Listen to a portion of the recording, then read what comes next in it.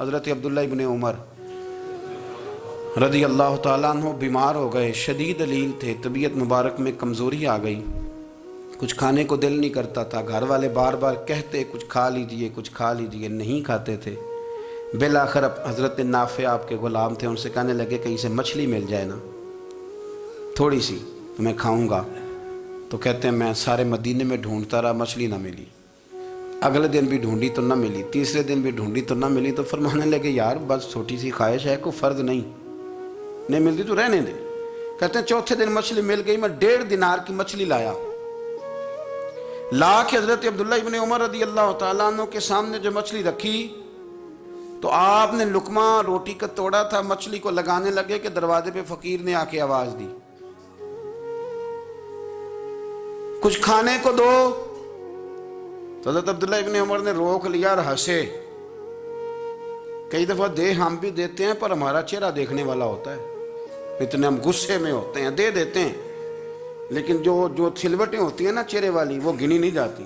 ہنسے فرمایا دیکھو میرا اللہ کتنا کریم ہے، وہ مجھے بچانا چاہتا، اٹھا بار دیا جا کے۔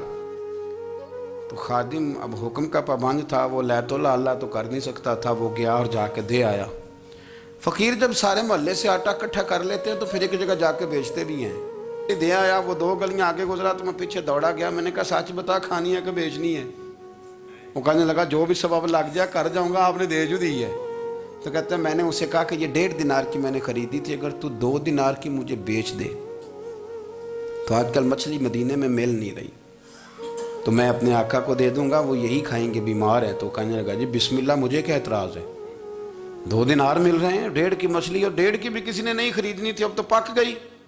فرماتے میں نے 2 دینار اس کو تھمائے، وہ مچھلی اس سے خریدی اور خرید کر کے میں لا کے حضرت عبداللہ ابن عمر کے سامنے دوبارہ رکھی۔ تو فرمایا یہ کیسے آ گئی؟ میں نے کہا حضور 1.5 کی خریدی تھی اور پھر فقیر کو دے دی، اب اسی سے میں 2 دینار کی خرید کے لایا ہوں، آپ قبول فرمائیں۔ تو فرمانے لگے تم نے اچھا نہیں کیا، اب اس طرح کرو 2 دینار بھی اسے دیا اور مچھلی بھی واپس دیا۔ عرض کی حضور کیوں؟ فرمایا تم نے قرآن نہیں پڑھا؟ حضور پڑھا ہے۔ فرمایا رب فرماتا ہے لن تنالوا البر حتی تنفقوا مما تحبون، تم بھلائی کو اس وقت پہنچو گے جب اپنی پیاری چیز راہ خدا میں خرچ کرو گے۔ امام غزالی نے لکھا ہے، فرمانے لگے دیا تو وہ حضرت نافع کہتے ہیں میں دینے گیا، دے کے واپس آیا تو کچھ پریشان تھا کیونکہ مجھے بھی 4 دن ہو گئے تھے نا تلاش کرتے، تھوڑی طبیعت میں مایوسی تھی کہ اتنی محنت سے میں نے لایا اور آپ نے واپس کر دی۔ تو حضرت عبداللہ ابن عمر نے مجھے قریب بٹھایا، پھر مجھے تھپکی دی، فرمانے لگے پتر میں نے ویسے بھی کبھی جھوٹ نہیں بولا اور آج کل تو میں ویسے ہی بیمار ہوں، ٹائم ہی نہیں، وقت ہی نہیں، موقع ہی نہیں جھوٹ بولنے کا، میں تجھے سچ بتاؤں مجھے مچھلی کھا کے اتنا سکون نہیں ہونا تھا جتنی اللہ کے راستے میں خیرات کھا کے مجھے سکون ہوا۔ تو تجھے تو میری راحت سے غرض ہے نا کہ مجھے راحت کیسے ہوتی ہے، تو مجھے سکون ملا ہے راہ خدا میں دے، میں نفسانی خواہش پوری کر لیتا تو یہ میرا نفس کل پھر مجھ سے مچھلی مانگتا، پرسوں کہتا نہیں چھوٹے گوشت کی یخنی بھی چاہیے۔ ہم لوگ الجھ گئے ہیں، بہت بڑے قیدی ہیں اپنے آپ کے، بڑے قیدی ہیں، سارا دن اپنی خواہشات کی تکمیل میں بھاگے رہتے ہیں، بڑے بڑے سونے نوجوان۔ میں ان پہ تنقید نہیں کرتا، مجھے ان پہ ترس آتا ہے، جب میں رات کے اندھیروں میں انہیں ٹیلی فون لے کے چوکوں میں کھڑے دیکھتا ہوں تو مجھے رحم آتا ہے، میں کہتا ہوں دیکھو نفس کی خواہش کے پیچھے یہ کیا مثلاً آخر کیا ہے اس میں، ایک عورت کے پیچھے تباہ کر لیا اپنے آپ کو، یعنی زیادہ سے یہ کوئی مقصود ہے، یہ کوئی مقصد حیات ہے جس کو مقصد بنا لیا ہے؟ میرے عزیز بات کو سمجھ لیں، اتنا خوبصورت آدمی ہے اور اتنا اس کا اونچا قد کاٹ ہے، اور کیا کس کے پیچھے یہ بھاگا ہوا ہے؟ بڑا سمجھدار، دانشور، عقل مند آدمی، ذی روح بندہ، لیکن اس کا سٹیٹس آپ یہ ملاحظہ کریں کہ وہ 20-40 ہزار کی خاطر جھوٹ بولتا ہے، دھوکہ دیتا ہے، فریب اور فراڈ کرتا ہے۔ ہم اپنی نفسانی خواہشات کے پیچھے اس طرح بھاگتے ہیں کہ ہم اصل سے رہ جاتے ہیں۔ میری باتوں کی سمجھ آ رہی ہے آپ حضرات؟ تھوڑا تھوڑا کر کے ایک ایک کر کے ان کی باتیں کم مانیں۔ وہ ضروری تو نہیں نا کہ سویرے ناشتہ بازار سے اپنی مرضی کا تگڑا کیا ہے، بازار سے لا کے پوڑیاں چنے بہترین کھائے، اور پوڑیاں چنے ابھی کھائے نہیں، شاپر میں ڈالے ہوئے ہیں، اور وہ لے کے ابھی آ رہا ہے تو ساتھ ہی رستے سے गोश्त भी छोटा अच्छा लगा तो 2 किलो वो भी ले आया कि पूड़ियाँ चने खाऊंगा और दोपहर के लिए गोश्त पकाऊंगा। ओ पहले ये तो खा ले साहब, इससे तो निजात पा ले। ये पता नहीं हजम होता है कि कुछ और करता है तेरे साथ, लेकिन वो गोश्त भी साथ ले आया। यानी टेबल पे, नाश्ते के टेबल पर बैठ के फैसला हो रहा होता है कि हमने क्या खाना है, हमने किधर जाना है। संगियो याद रखो, बातों को समझो और गौर करो।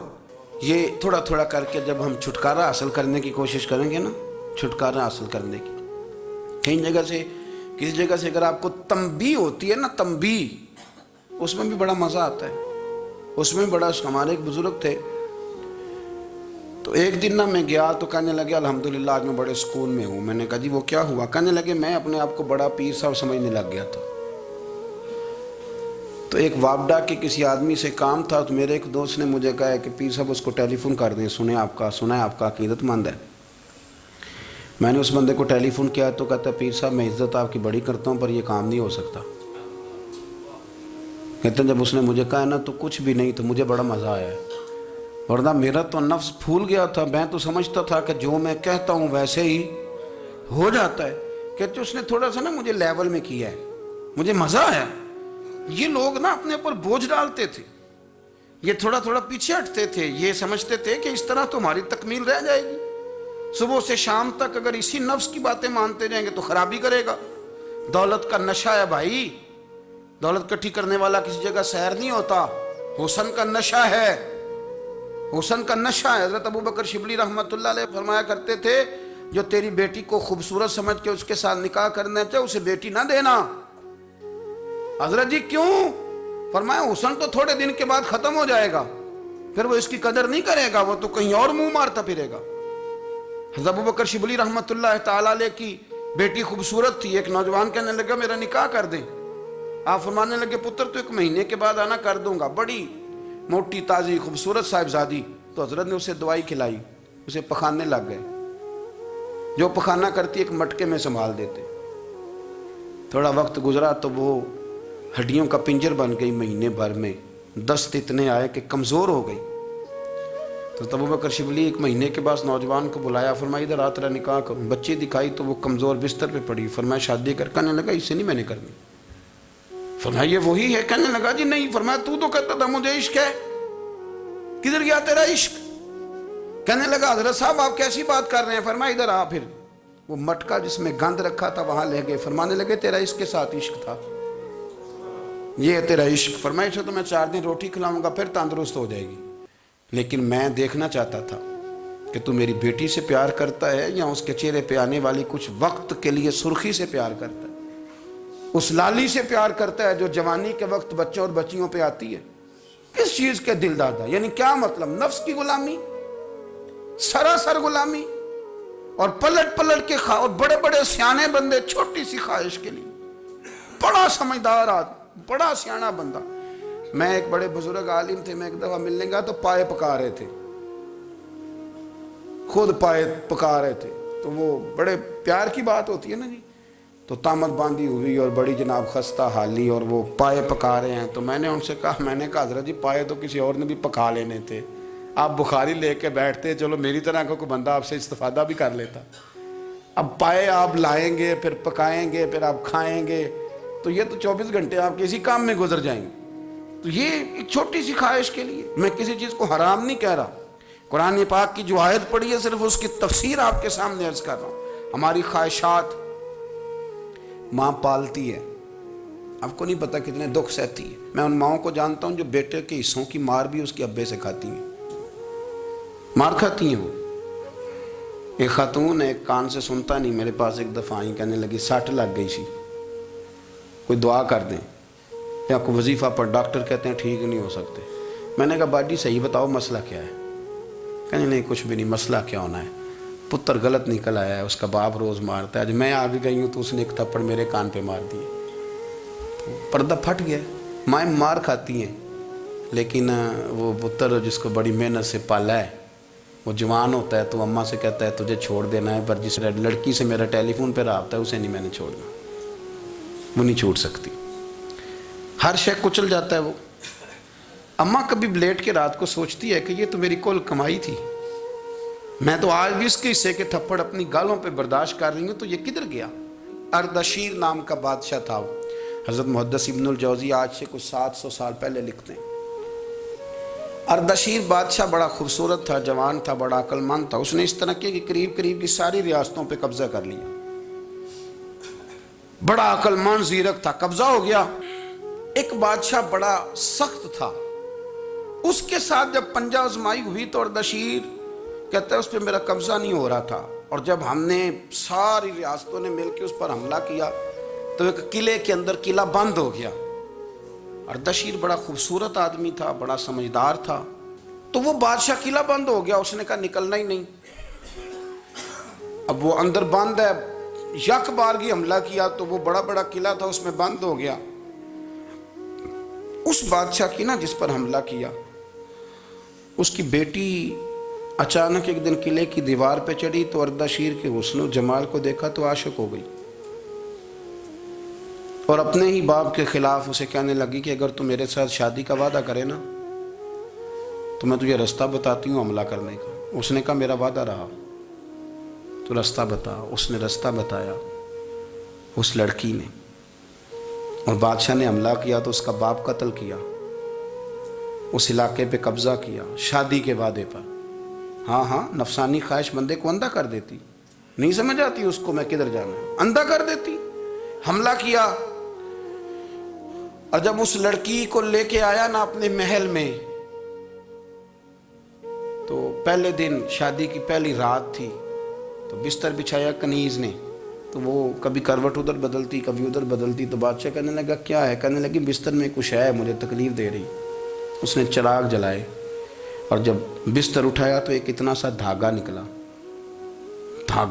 دھاگے سے عموماً تکلیف نہیں ہوتی، تو اس نے کہا تو اتنی نرم و نازک ہے کہ دھاگا؟ کہنے لگی میرا باپ نا میرے ساتھ اتنا پیار کرتا تھا کہ روز میرا بستر بھی خود بچھاتا تھا، اور اس نے آلہ رکھا ہوا تھا، وہ ناپتا تھا کہ کوئی پایا اونچا نیچا تو نہیں، میری بیٹی کا بیلنس سوتے وقت خراب نہ ہو جائے، اور میرے لیے گوشت اور کپڑے بھی خود پسند کر کے لاتا تھا، کھانے پینے کا خود خیال کرتا تھا۔ اردشیر کہنے لگا اچھا وہ اتنا پیار کرتا تھا، اور پھر تو نے اس کے ساتھ کیا کیا؟ کہنے لگا بلاؤ کنیزوں کو۔ کنیزوں کو بلایا، فرمایا اس کو اٹھاؤ اور جلاد کے پاس لے جاؤ، اسے کہو کہ اس کے بال ایک گھوڑے کے ساتھ باندھے، پیر دوسرے گھوڑے کے ساتھ باندھے، اور ایک گھوڑا ادھر بھگا دے، کدھر بھگا دے۔